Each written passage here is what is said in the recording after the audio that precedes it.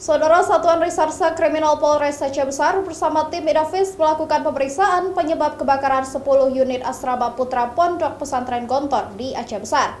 Dugaan sementara api berasal dari korsleting arus listrik.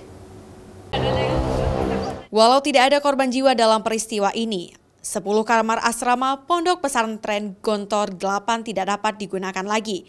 Selain itu, para santri hanya memiliki baju yang melekat di badan, selebihnya hangus terbakar.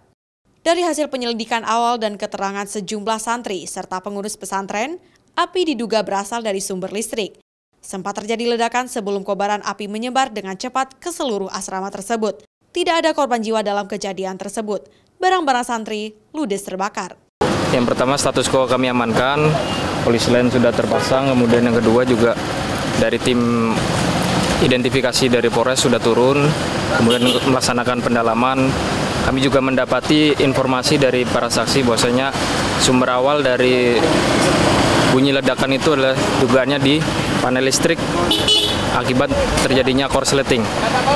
Dan itu menjadi untuk lebih mendalamnya masih kami dalami lagi. Saat ini, seluruh santri yang sebelumnya berada di asrama itu telah dipindahkan, serta diberikan perlengkapan lain agar tidak terganggu aktivitas selama proses belajar.